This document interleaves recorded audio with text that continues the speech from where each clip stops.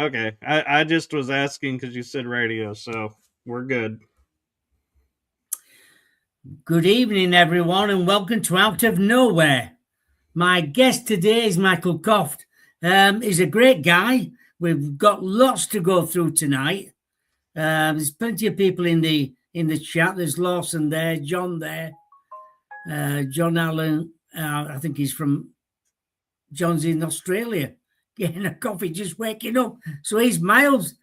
He's tomorrow morning. He is from Australia. Lawson's there, and there'll be a few more coming in shortly as well.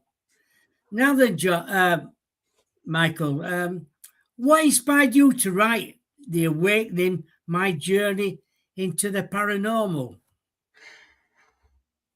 I was doing some interviews and I noticed everybody would always ask me, what got you into the paranormal? What, is your favorite paranormal experience? And I'd always, hear and be asked about certain ones. And I realized, that's because that's the only one I ever mentioned because it's in the forefront, but I have other experiences as well.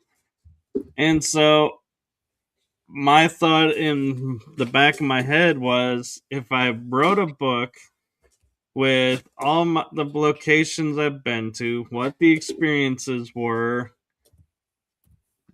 then a podcast host such as yourself, if they're fortunate to read the book, might sit there and go, I've heard him talk about this, I've heard him talk about this, but how come we've never talked about this one? And you as the host, when you have me on, are like, hey, can you tell us about this one? And so I was hoping in a way it would broaden the horizons and give podcast hosts and friends more insights and more ideas of what we can talk about on shows. What do your readers take away from your story? A lot of them that I've heard from will sit there and say,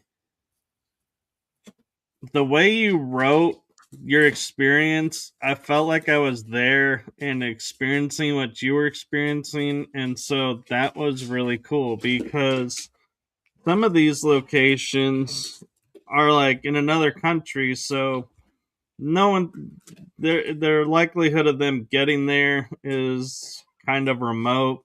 So it's like, in a way, I brought the experience to them and they really enjoyed feeling a part of the experience and what I was going through and the impact on me. And sharing the impact, I will say, is a new thing for me.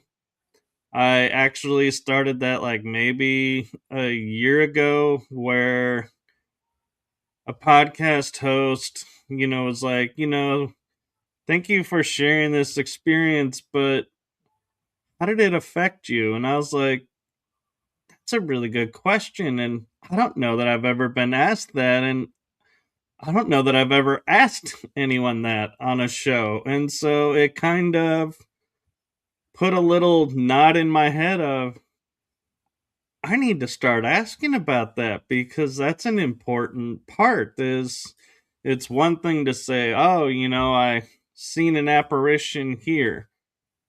Well, it's another when you say, I saw the apparition and this is what came of that. And it's like, oh, that's the more interesting part. I know you talk about your first paranormal experience happened when you were just 2 years old. What do you remember? Do you remember anything about that? I do, from talking with some mediums and talking with my mom and dad when they were still with me. And so it started unfolding for me in the most peculiar way. One of my eyebrows, the part of my eyebrow has a spot where there's no hair that's ever grown there. And I've always thought that was weird because you would think being born they would match. And so why was one different from the other? And finally, one day, I was like, hey, mom, dad, why is one of my eyebrows different from the other one? And they said, well, that happened when you were two. And I was like, oh, is this the experience where I fell down the vent and got up? And they were like, yeah. And so we started, after a medium kind of filled in a little bit of blanks, they validated that, and then they filled in blanks, and then I got a full picture of what was going. And it took a long time to get the full picture. And I would get a piece when I was a teenager, another piece in my 40s, the full story in my mid 40s. So this is, to me, how the paranormal unfolds a lot of times. You get a little nugget here, a little nugget there. It can take weeks, months, days, years to get the full picture and understand what's going on. And I like to share that because with people with watching the shows on TV get the wrong idea that, oh, everything unfolds in the paranormal within an hour. It's like, nope. Never happens like that. So just doing my part to help dispel that little misinformation about the TVs put out. Oh, it never happens like that. You can be there for days. You know, when they do these programs, they're over months and they just take a little bit of that and a little bit of that and a little bit of that and make a show out of it. They do. And I used to love watching like ghost hunters because they would say, like, day one, we investigated, day two, night investigation, this location, this part of the location, day three, daytime, research, going to visit the library, interviewing witnesses, and so you had a log and you could see that this was over time. And they're like, day seven, evidence reveal with owner or whoever hired them. And it was like, I loved it because you knew, okay, this is a long process, but now all the shows are, we show up, we do investigation, we do the review, we reveal, nice hour show, everybody's happy, and nobody realizes, like you're saying, this is a week or a month's worth of research and experiences compiled down anymore. They've eliminated that fact. Oh, it's true that as well. When they talk about Skinwalker Ranch, some of that's been filmed over a year to make maybe one show, maybe two shows. It just doesn't happen overnight. I Right. go out there quite regular to places, and you could be stood there for 8 hours, see nothing. You could do that Right. every day of the week. I agree. And Skinwalker Ranch, though, I kind of enjoy watching because they will sit there and in the beginning of the season are like, hey, it's great to see you. What have you been up to over, the year since we've seen you last? And they kind of let you know time, a huge chunk of time has passed in the beginning. And then they're like, okay, well, next week we got this coming and this is coming. We're going to do this experiment the next day. And that experiment may be the next episode, next week's episode, but they're giving you little nuggets of the time of saying, okay, yeah, we're going to do this experiment this day. And this month we're going to be focusing on this. And so you know kind of what's coming with the show. And I like at the end of the season, they do, okay, so this is what we found over the summer when we were there. So it's like you go, oh, this was an entire summer. So that's like 3 months worth of research. So if you listen and to the show, they give you the timetable unlike other shows, but yeah, they still though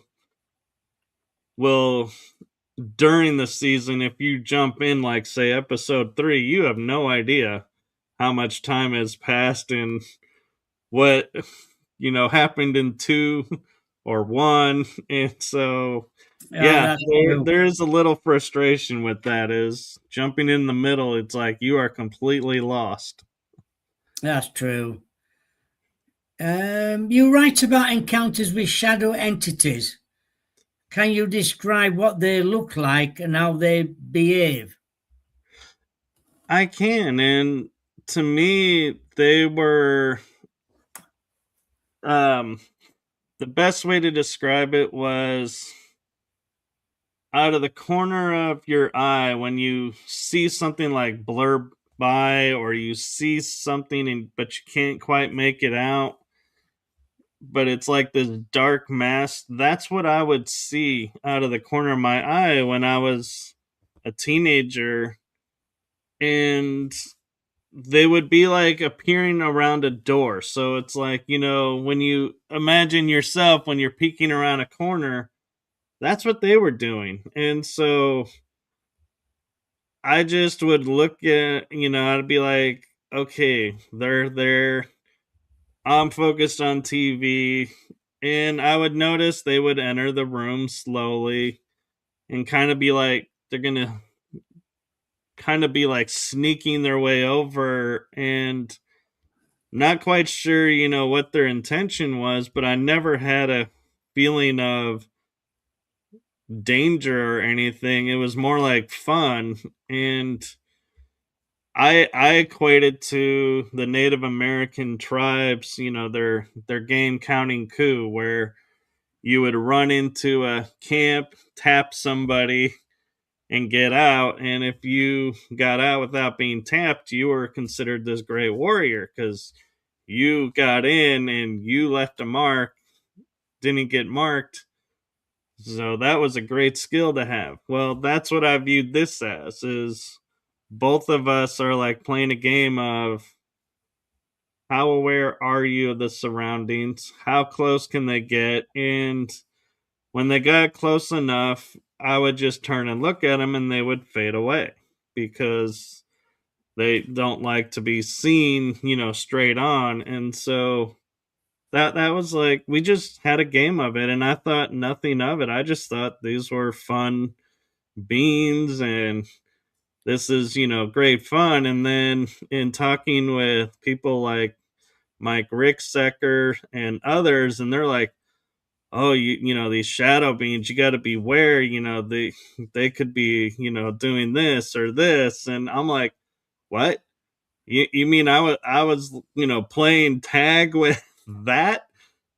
And then I realized, well, there's two sides of it. So yes, there could be dark and malevolent shadow beings, but I fortunately grew up with the benevolent dark shadow beings. And so I'm grateful for that. And I think that experience kind of was also to help me realize we're not cut and dry. You're good, you're bad, you're this, you're that.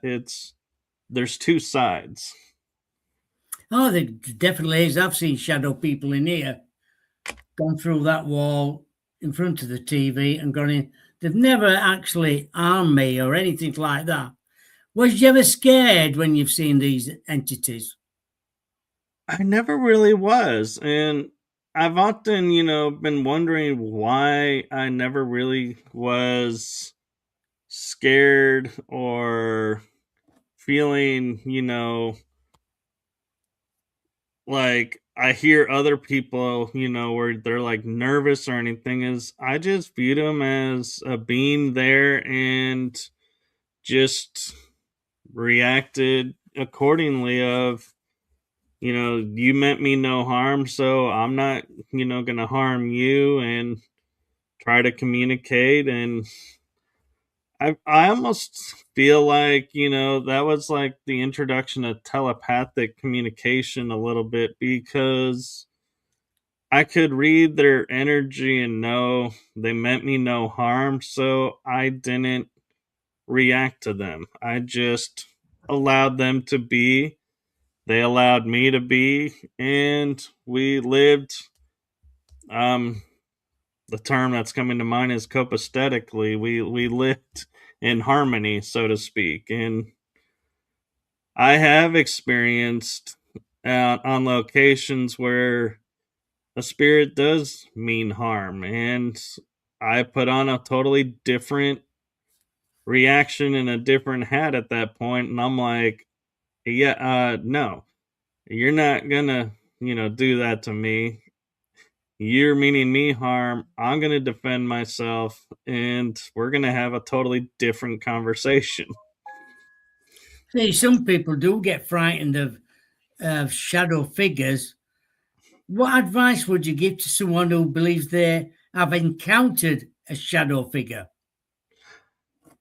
I would say trust yourself and trust what you've seen, but also you have to pay attention to how you're feeling, because your body knows on a deeper level what's going on around you than you may know. And an example of that is, you hear like a friend of mine, and we call it a spidey sense, where the hairs on the back of your neck stand up and you feel Mm. something's around. Well, that's your body letting you know there's an energy or a spirit or a being around. And it's not, you're not feeling reactive. It's not like you're not in your fight or flight mode. So whatever's around is a benevolent presence. It means no harm. It could be a loved one that's on the other side, or it could be, part of your soul family coming to say hello. But when your body senses something, and all of a sudden it's like your muscles tense up and you feel your fist clenching, it's like, okay, something's not right. Something doesn't mean me goodwill. I need to clear my space, and I'll burn sage and, well, I won't burn sage. I diffuse sage and Palo Santo mix and a bunch of other clearing oils together when I really feel the intensity of something in my space that shouldn't be, and let that clear it out. And I just don't engage it, because I'm of the opinion of, if you engage it, you're giving it permission to be there. If you just acknowledge it and like, nope, we're clearing you out, you haven't given it permission, so therefore it has to leave. You have experienced 3 near-death experiences. Can you briefly walk us through each one? There'll be people out there what it's never happened to them, so it's quite nice for you to tell us in your detail. Yeah, yes, and one of them I remember in a lot more detail than the other two. And so I'll start with that one, and it happened to me my first one. So I have a hot natured body. I always have, like, I can feel heat coming off of me, always feel warm, even if it's like 30 degrees outside. I can be in shorts and a t shirt feeling extremely warm. And I was sitting on my couch watching TV, and all of a suddenly I started feeling cold. And when I say feeling cold, it's like I felt like my bones were in a freezer and starting to get icy. Yeah. And I went, and this is summertime, and where I live in the summer, it's like triple digits normal temperature and close to triple digits at night. So I had to go put a long sleeve shirt on. And this, had me a little bit concerned because I was like, wow, it's summertime. Why am I putting a long sleeve shirt on? But I was using it to try and warm up, and Yeah. I couldn't warm up. And so then I added a blanket, and that wasn't helping. And so I called my mom because I worked for my parents at the time. And I was talking to her about what's going on, and I said, I'm not sure if I'll be able to come in or not. I'm giving you notice. This is what I'm going through. And she said, just, your body may need to rest. Maybe you just need to get some sleep. Try to get some sleep. Keep yourself hydrated. The normal mom talk. Oh, yeah. And so I even had socks on at this time, which is unusual for me. And I put another blanket on, and I was like fighting this cold feeling because I was like, I'm not gonna be sick. I'm not gonna this. I'm fighting it because I'm like, this isn't me. I don't get sick. Well, I then decide, okay, enough of this. I'm gonna go lay down in bed, and maybe she's right, and go to sleep. Hmm. Well, I turn the corner and enter my room. It's at the end of the hallway, and it's carpeted, and I have a thick real wood four-post bed. Short, post, not the tall with the drapes like you see in the royal houses and everything. Yeah. Well, I start walking into my room, and next thing I know, everything seems to be a little bit dizzy, and I blank out. I come to, and my chin hurts really bad, and I'm like, what happened? And I'm like, I'm not bleeding or anything. And so I'm like, okay, but something's not right. Well, I also notice I'm feeling a lot better.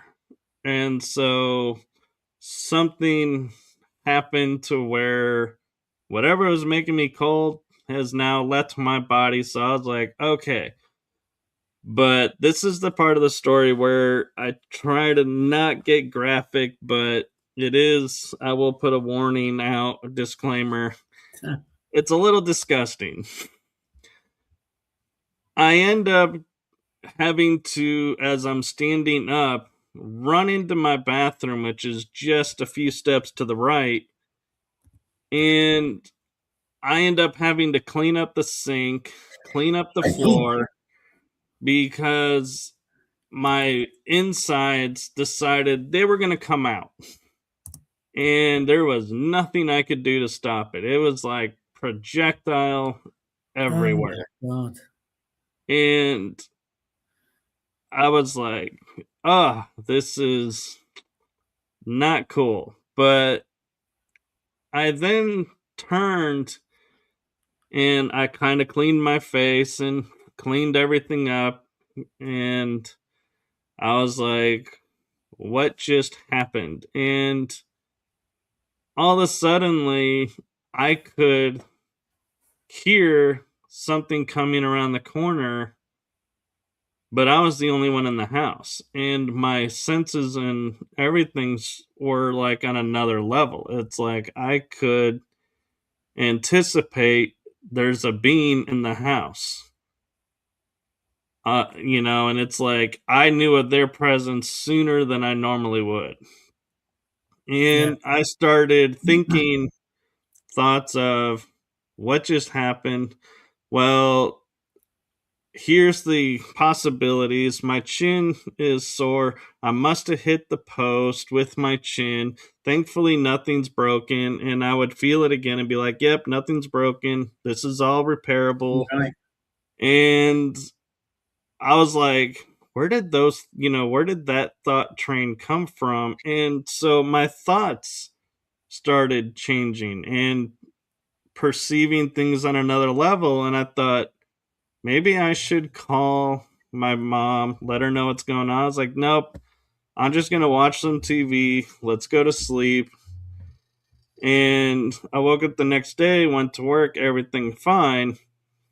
And I know the one question everyone's going to ask is, how much time, did I lose or was I unconscious? I don't actually know. I actually never took the time to look at the clock to see how much time I lost. It was like Oh, God. nowhere in my frame of mind going, huh, I was out. I wonder how long. And I never went to the hospital to get myself checked out either because I could feel everything in my body was fine. There was nothing they were going to tell me I didn't already know. Right. And so that was my first near death experience. And my second one, I noticed I just all of a suddenly it's like I shut down and then came to. And I noticed this with the third one as well. And the timing may have been shorter, but I know after the third one, I was like I looked up, to like we would call the heavens or whatever, you believe out there. And I go, look, I know when I was two, we set in motion how this was going to unfold, how these upgrades were going to take place, but we got to stop knocking me out and making me unconscious without warning and resetting this way. There's got to be another way. And so let's stop the killing me to upgrade me and bringing me back motif. And it was interesting that I had that mentality and that insight of, yeah, I was noticing I was being upgraded in these experiences, but I didn't need to do them that way anymore. And so it's like I gained that insight of after the third one of we don't have to do it this way anymore. Let's rewrite this script. Let's rewrite this contract and let's come up with a better way. Was there any common themes why this happens to you?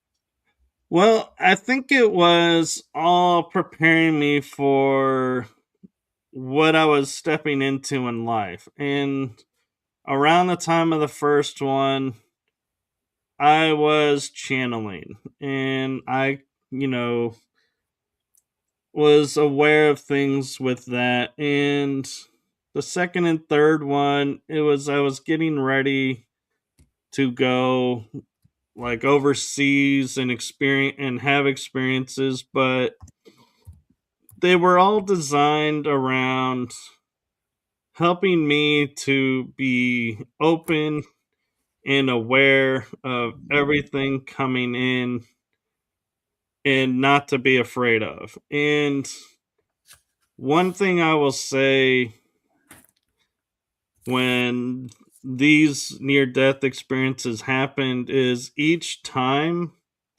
my fear of dying disappeared and became less and less. And also, my view of life changed to before my first near death experience. I was like, okay, this is my legacy. This is the patterns in life that I broke that are no longer serving. And I'm okay with, being the last of my bloodline. Then after the second and third one, it was oh, wait, now, the bloodline, it's okay for it to continue. The things that were blocking me and that I was upset about and didn't want to continue, I realized aren't genetic or in the blood, like I was noticing from the stories that I was told and experiencing, and that it could be broke. And so I was like, oh man, I hope I didn't wait too late. Yeah. And like, okay, so, and I wanted to be immortal when I was growing up. I had a sense of immortality and how that was achievable and how great it would be to live forever and experience history and the wisdom that can be shared. And then after my second and third near death experience, I was like, immortality can come from a being, a book that I wrote and somebody reads it 100 years from now. I don't need to be there. I don't want to be there because I'm now realizing if I live forever, everybody that I know is going to constantly come in my life, transition on, and I'm going to stay as I am. And I'm going to stay forever. And I'm never going to get to transition on. And so I'm always going to be stuck here. And I'm like, in this world, I am sorry. I don't want to be stuck here in the No. world that we have right now. So I'm like, definitely breaking that immortality program. And I'm like, yes, I am mortal. I am embracing my mortality now. Yeah, because it is difficult when you want to move on in life. Some people get these experiences and it does affect their life, especially life and death. To think about the life in general and think, oh God, what's going to happen to me? Is things going to be good or bad? And it changes people. Did it change your life? Did it change your thinking of life? It did because growing up, I felt invisible. I felt, nothing I did really mattered because it was all about me and what I was learning and what I was pushing myself to do and what I was achieving. And it was always I.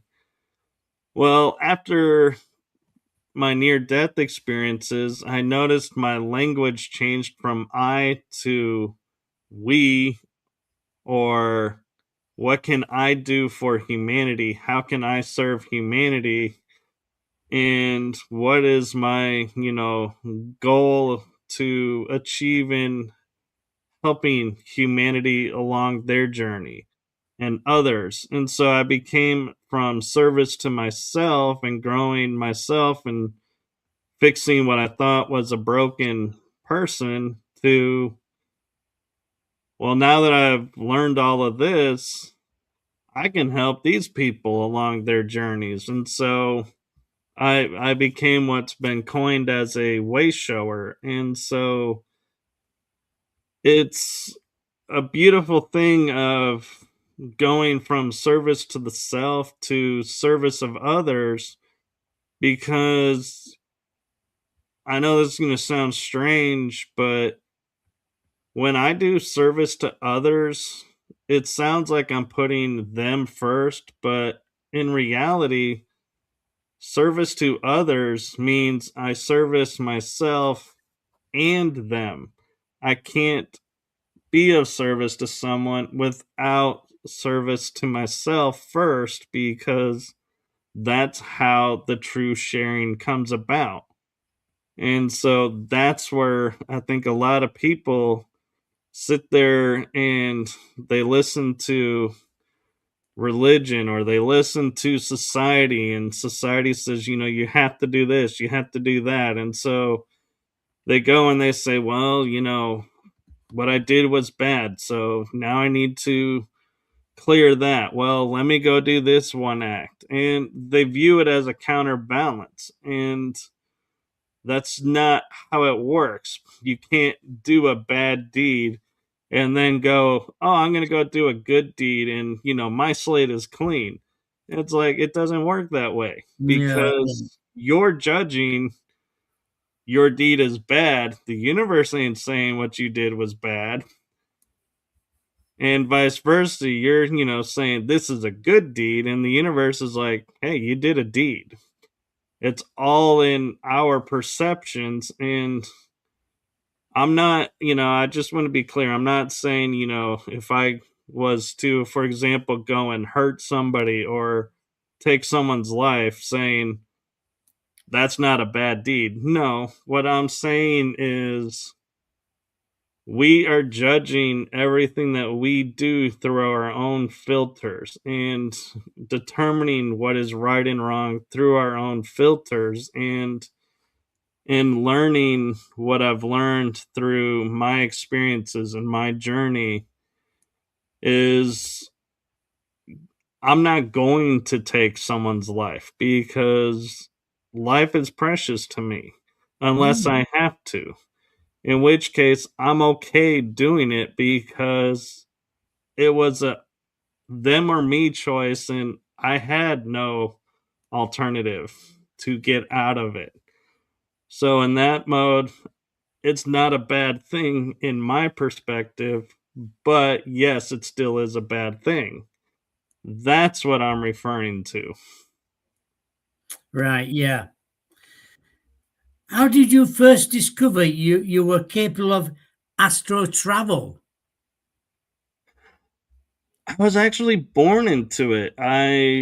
As a one of my first memories as a little kid was I would be like hovering above my house and seeing the world from above. I almost would say like when you watch the Superman movies when he's in Right. space or hovering above the city looking, it's like that was me. I did that, and then I would go to a ship. I called it Ra's ship because that's what it looked like to me.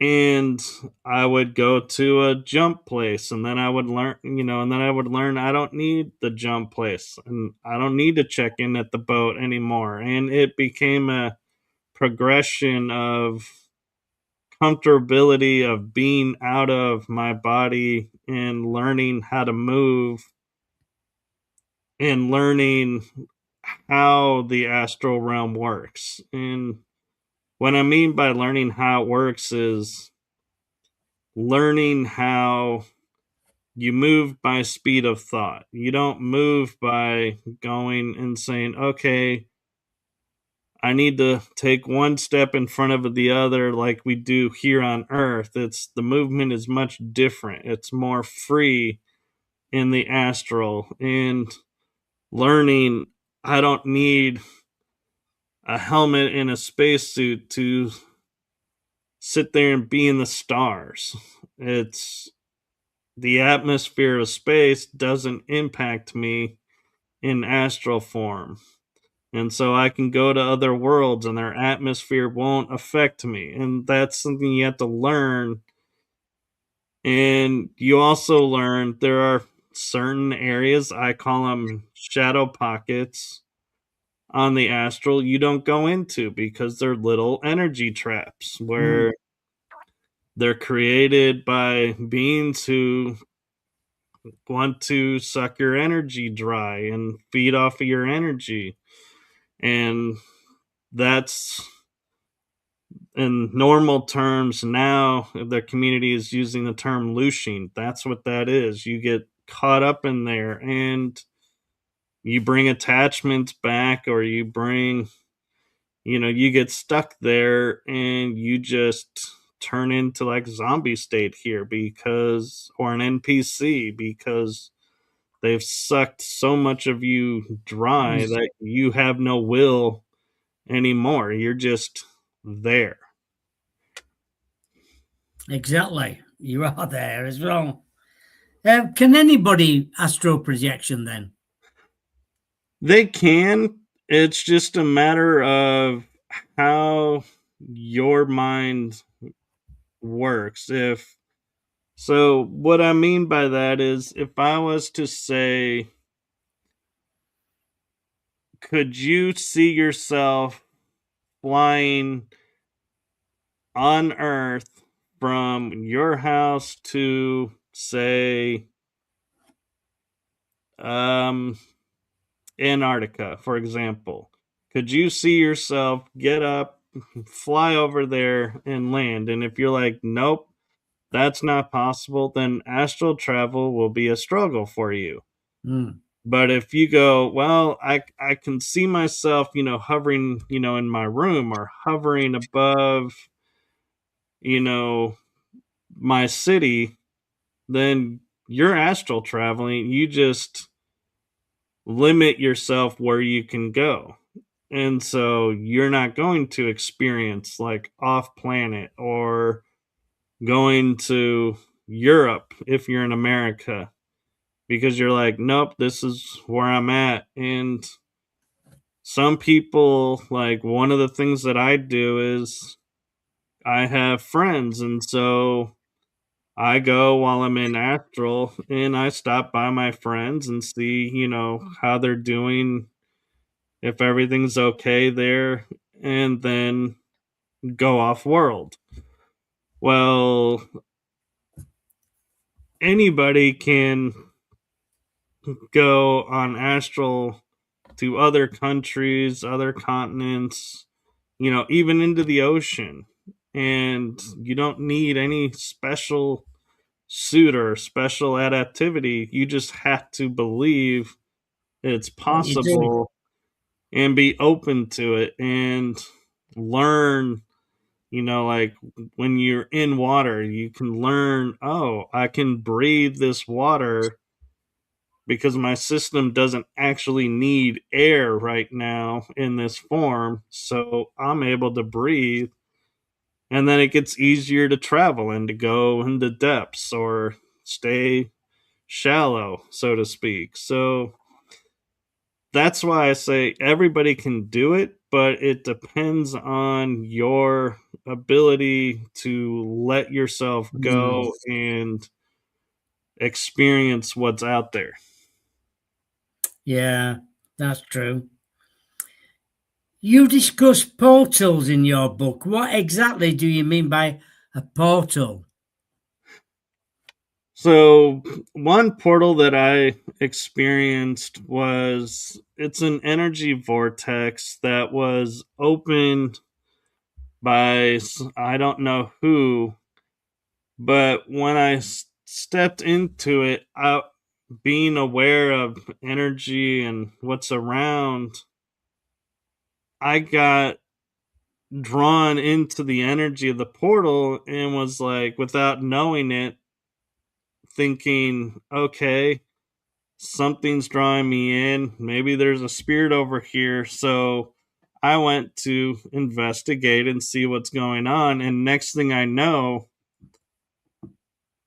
my head hits the metal floor of a jail and I'm snapping to and going, what's going on? And everybody was saying I was not responsive. I was, almost like a catatonic state. And I was like, yeah, right, ha ha ha, thinking they're pranking me.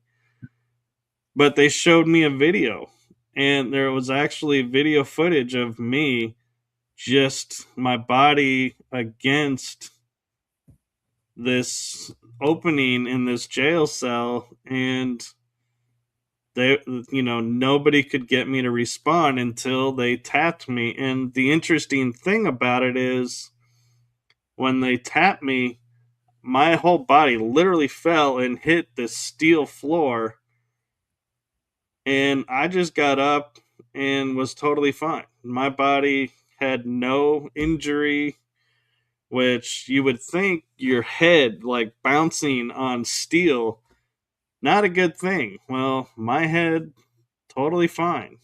And they took me outside and I grounded myself and cleaned myself off energy wise and got myself back in the right mindset.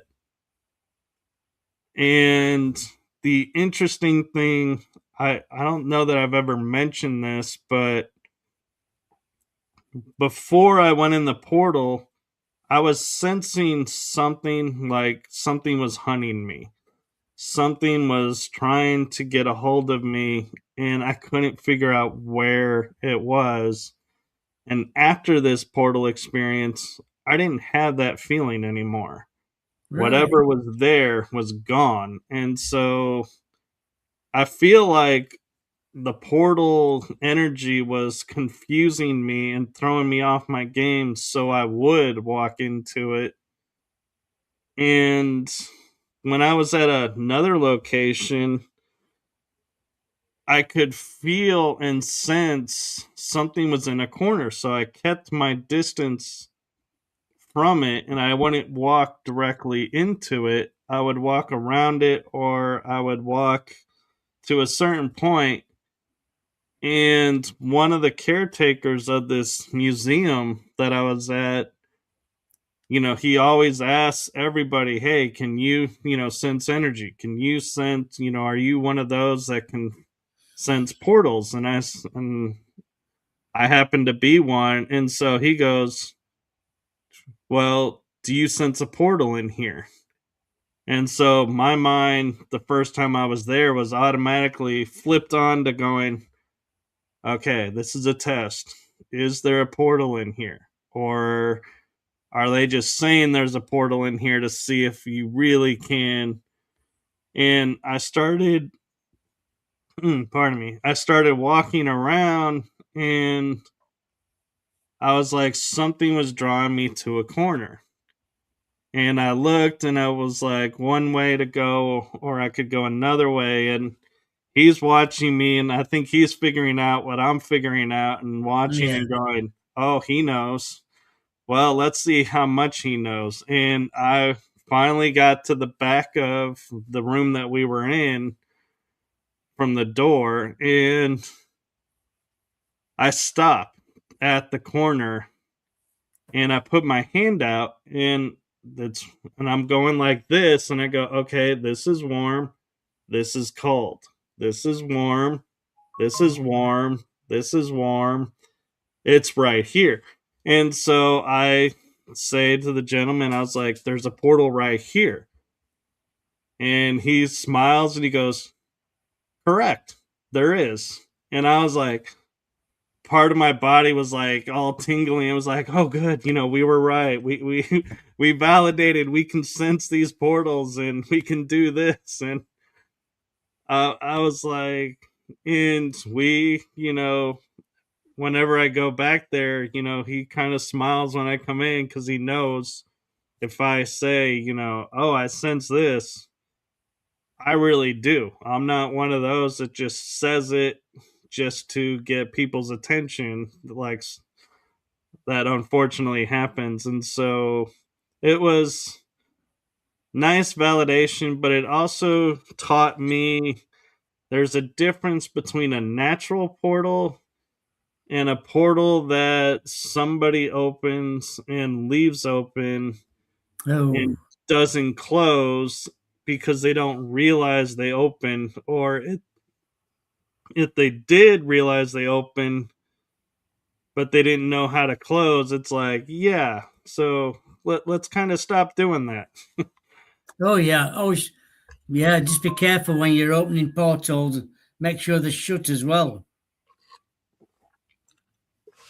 Yes, because a lot of people have in their mindset through society and religion that ritual space is how you open portals, and this is what it looks like. And they don't realize that by turning on, say, your digital recorder and start asking questions, you have opened a portal to bring in something to answer your question. Or you put out any equipment, that equipment is opening a portal for something to respond to. I'll come through.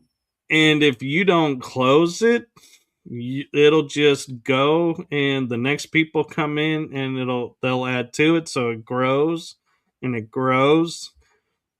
and nobody knows it's there because they're either not attuned to the energy or don't realize that's what's how this communication with the equipment works. And that's something that I kind of work on trying to bring awareness to. Of it, it's real simple act of when you turn equipment off and you're leaving, to just simply say thank you for communicating.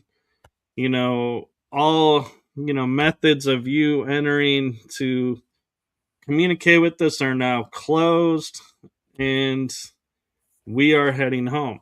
That's all you have to do to close the portal. There's no like magic or no degree needed to open and close portals. They are open and closed by intention, and that's it. It can be a one sentence, one and done, easy peasy.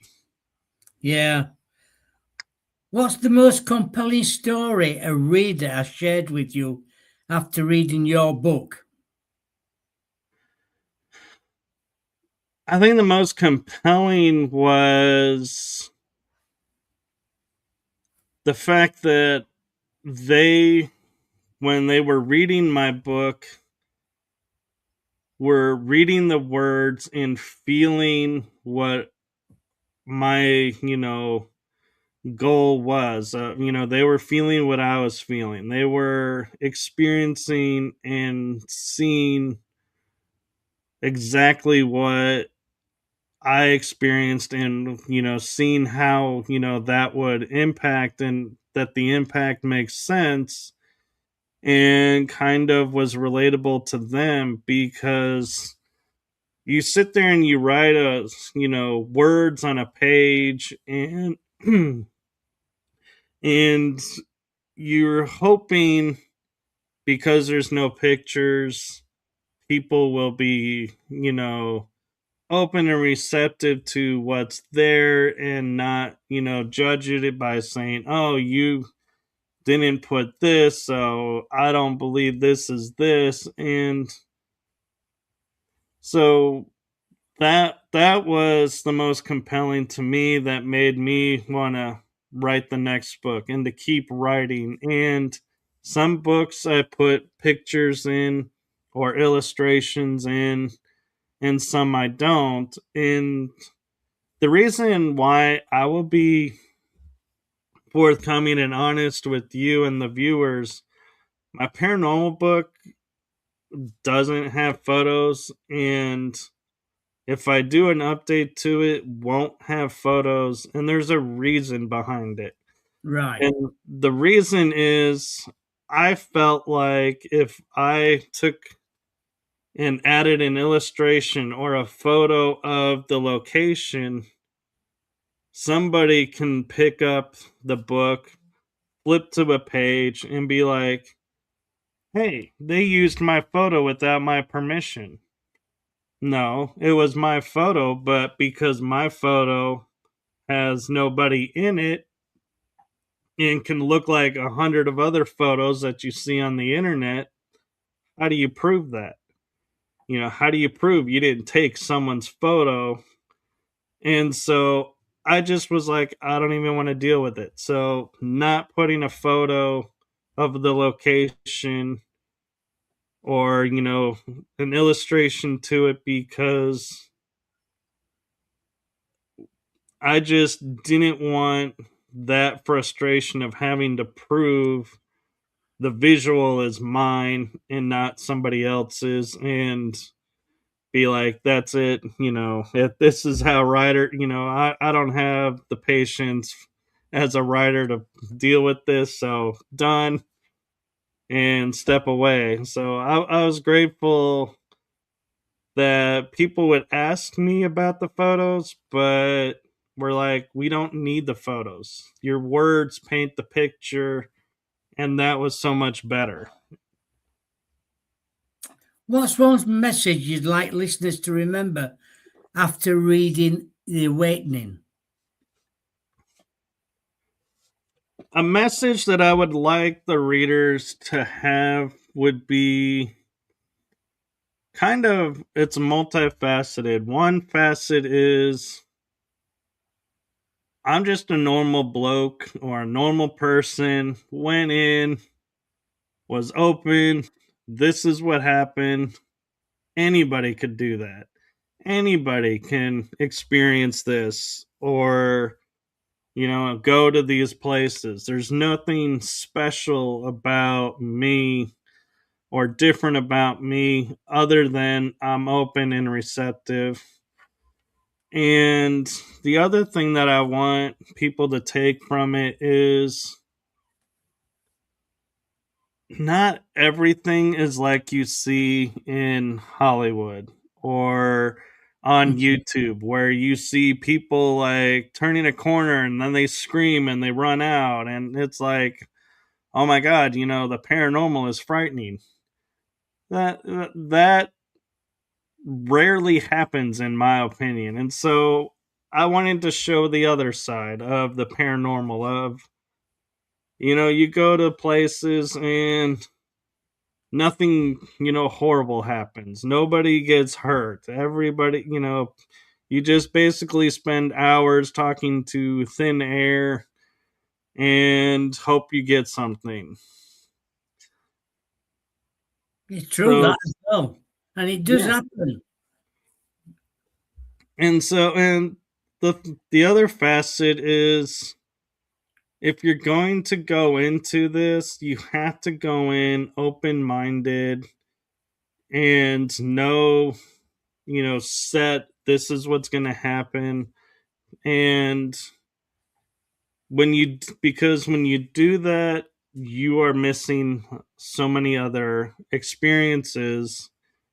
And so it's a mindset. So you have to be prepared when you're entering locations or homes or parks, cemeteries.